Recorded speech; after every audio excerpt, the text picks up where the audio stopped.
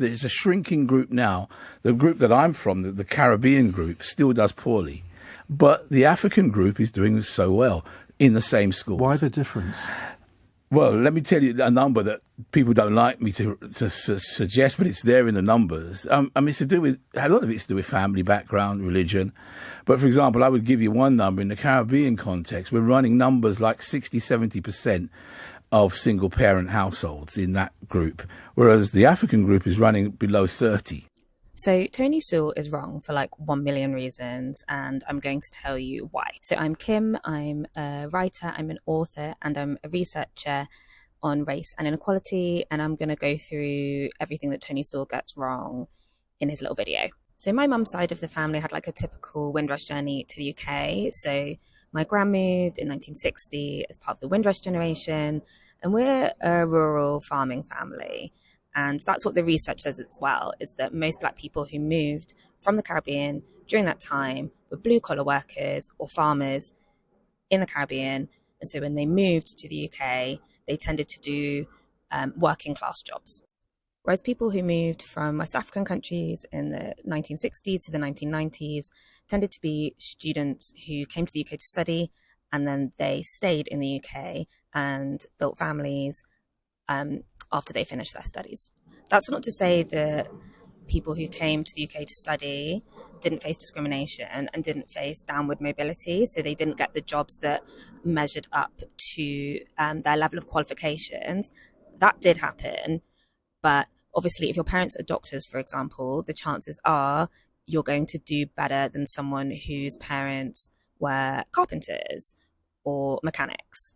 That's on average. Obviously, people, social mobility, people move up social class, but it's hard. It's really hard, and it doesn't happen as much as people think, actually. One thing Saul also never talks about is that people arrived at different times. So because the Caribbean group arrived earlier, they faced the highest levels of discrimination and also then had to build anti-racist movements to fight against that discrimination. In this famous book by Bernard Cord, we learn about how Black Caribbean children were told that they were educationally subnormal and sent to schools for children with special educational needs, even though they didn't actually have any SEND needs. And from talking to my mum, I know that in the 1980s, being Black and in school was like hell on earth. Your racist bullies basically were your teachers. And she told me one story about a girl was asked to get on the table and act like a monkey whilst the class laughed at her, and the teacher was encouraging this and laughing as well. And my mum was the only person stood, arms crossed, not laughing. And the teacher said, "Why aren't you laughing, Jackie?" And she was like, "This isn't funny. This is mocking us." And like, it's your teachers are doing this. And so she was like, the things that they've been through, it's literally a miracle that any of them came out and were like functioning adults in any sense, let alone learn anything. So these are very, very different experiences to say being raised in your home country, maybe from a middle-class family, going to school there, and then coming to the UK just for university. But the one thing that is consistent from the research is that both groups of migrants fail to get jobs that match their level of qualification. And the only thing that really is uniting them in that experience is that they are Black. And we know that racism in the job market exists. So we have these longitudinal studies and these CV studies, particularly by Anthony Heath at the University of Oxford and his colleagues, where they do loads of CVs and they just change the names, but people have the same qualifications, and the names that sound white get the most callbacks compared to foreign sounding names. So already we're talking about groups that have very different histories, and that's before you even get into the different categories.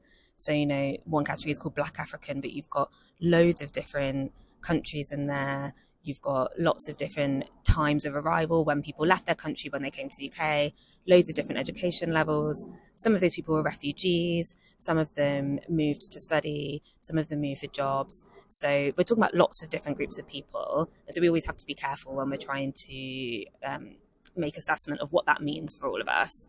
So for context, Tony Sewell was the chair of the widely discredited Commission on Race and Ethnic Disparities in 2021, which was commissioned by the Tory government following BLM, and there was some wild things in there. One of the wild things that he did was people working on the commission went searching for evidence that there was a link between growing up with a single mum and not doing well in school and in work, and also the propensity to commit crimes. And Sewell has a history of doing this. So if you look at this Guardian article here called Black Boys Are Too Feminized, he has a massive go at single mums and blames them for black boys not doing well in school. Which has definitely like homophobic overtones, and he actually has a history of homophobia as well. If you want to know more about that, you can read Jason Okundaye's book. But yeah, he's trash. And I'm not here to defend men who think that they can just leave their partners to do all the child rearing and childcare and not play a role, because I ain't into that. But like, I just like facts, and he doesn't refer to the evidence, and so I'm just not into it. But Sewell doesn't care about that. He's just like, it's religion, even though black groups in general have a much higher rate of religious identification than white people, and that's for both black African and black Caribbean groups. So I don't know why he's mentioning religion. But the big thing that he's obsessed with is culture, and that it's Caribbean culture is the reason why black Caribbean, particularly boys, aren't doing as well in school. And so there are two books that show that this is a load of crap. So Akala's book is really good at looking at how well people, students who, stay in the Caribbean and grow up there do in education, in international league tables, showing that it can't be some kind of Caribbean cultural deficit, which is the reason. And then there's this great book, which is relatively new, called The Culture Trap by an assistant professor of sociology called Darren Wallace. And he compares the experiences of black Caribbean students in London and in New York. And what's interesting is that in the New York context, Caribbean culture is seen as a positive and is seen as to why black Caribbean students do better than African American students. And it's kind of used by teachers to criticize the parenting of African Americans. Because if it was Caribbean culture that was at fault, then surely that culture would be leading to similar outcomes in both New York and London. You'd be seeing black Caribbean students doing badly in both, but instead in one context they're doing really well comparatively to other black students, and in the UK they're doing badly. And that's because it's all the complicated things. It's, when did you arrive? What did your family do? People who move from the Caribbean to the US are more likely to be from middle-class families, I believe. So it's all of these things have an influence on the chances that you're going to do well in life. And it's not just because your parents aren't together.